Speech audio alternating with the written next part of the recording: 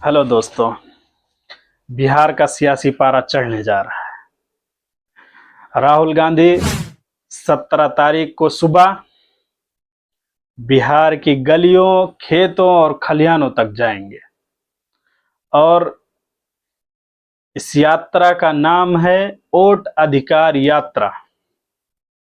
क्या है, क्यों है, इससे बिहार का क्या बदल सकता है, आज हम इसी पर बात करेंगे। नमस्कार।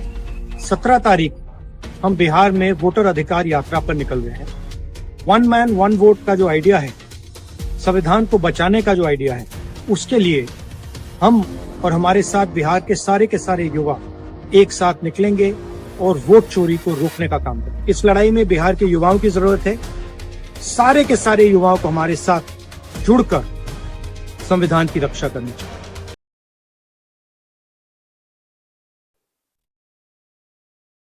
आज हम इसी पर बात करेंगे।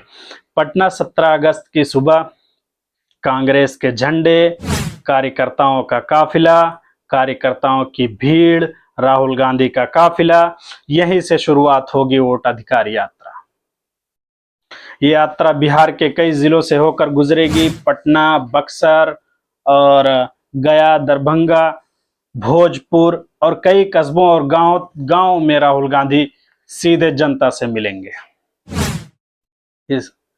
सीधे जनता से मिलेंगे। कांग्रेस कहती है ये यात्रा जनता के हक, रोजगार, किसानों के मुद्दों और सामाजिक न्याय के लिए है। लेकिन चुनावी मौसम में ये कदम कितना सियासी है, ये अलग बहस है। भारत जोड़ो यात्रा और कन्याकुमारी से लेकर कश्मीर तक कांग्रेस के लिए एक बड़ी छवि निर्माण की है इस मुहिम ने। और फिर उसके बाद उत्तर से दक्षिण तक एक लंबा सफर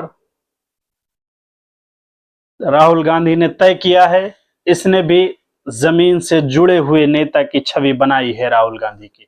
अब बिहार में वोट अधिकार यात्रा, कांग्रेस की कोशिश है कि बिहार के घटते जनाधार को फिर से मजबूत किया जाए। लेकिन बिहार के राजनीतिक समीकरण आसान नहीं है मेरे दोस्तों,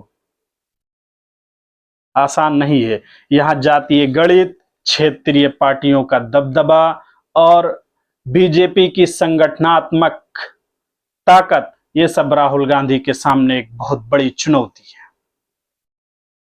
और जैसे ही राहुल गांधी ने यात्रा की घोषणा की, बिहार में जितनी भी राजनीतिक पार्टियां हैं, उनकी बयानबाजी का तूफान उठने लगा है। ये यात्रा, किसी कांग्रेस प्रवक्ता कह रहे हैं कि ये यात्रा किसी चुनावी प्रचार का, किसी सियासी प्रचार का स्टंट नहीं है। ये जनता की आवाज सुनने और उसके हक के लिए लड़ने का संकल्प है। बीजेपी नेता कह रहे हैं राहुल गांधी का बिहार में कोई असर नहीं है और ये सब बस सिर्फ फोटो खिंचवाने का जो है कार्यक्रम है। हम और राहुल गांधी के जो आरजेडी प्रवक्ता हैं, वो कह रहे हैं कि हम राहुल गांधी का स्वागत करेंगे। विपक्ष की एकजुटता के लिए ये यात्रा बहुत ही अहम है। बयानबाजी के इस दौर में कांग्रेस की यात्रा विपक्षी एकजुटता के लिए बड़ा इम्तिहान है। और क्योंकि बिहार में महागठबंधन की राजनीतिक में कई बार खटास देखने को मिली है, तो सवाल यह है कि क्या राहुल गांधी का बिहार दौरा सिर्फ एक यात्रा है या चुनावी रणनीति का मास्टर स्ट्रोक। बिहार में 40 लोकसभा सीट हैं और 2024 में इसमें बीजेपी और एनडीए को बड़ी जीत मिली थी। कांग्रेस का वोट शेयर यहाँ घटता नजर आ रहा था। ऐसे में राहुल गांधी की यात्रा सिर्फ जनसंपर्क नहीं है, बल्कि मनोबल बढ़ाने का टूल भी है। इस यात्रा का असर तभी होगा जब कांग्रेस स्थानीय मुद्दों को, स्थानीय लोगों के मुद्दों को गंभीरता से उठाएंगे और सिर्फ दिल्ली की राजनीति से नहीं, बिहार की जमीनी हालात से जुड़कर सवाल पूछेंगे। तो 17 अगस्त से राहुल गांधी का बिहार सफर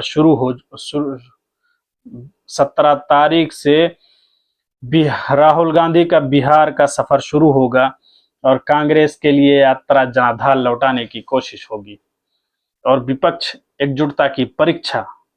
और सत्ता पक्ष बस इसे ड्रामा बता रहा है, लेकिन जनता का मूड क्या है इसका जवाब मिलेगा सड़क पर, चौपाल पर और शायद वोटिंग मशीन पर।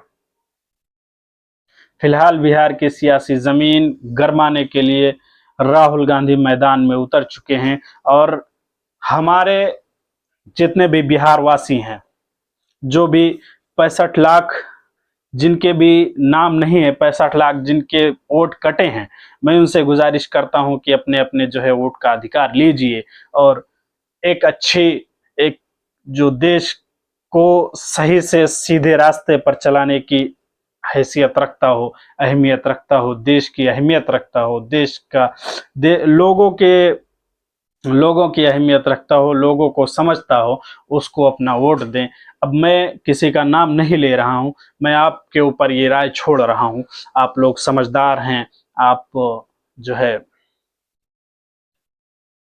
ऊपर वाले ने आपको जो है दिमाग दिया है, तो इसी से काम कीजिए और एक अच्छी पार्टी को अपने यहाँ जितवाइए।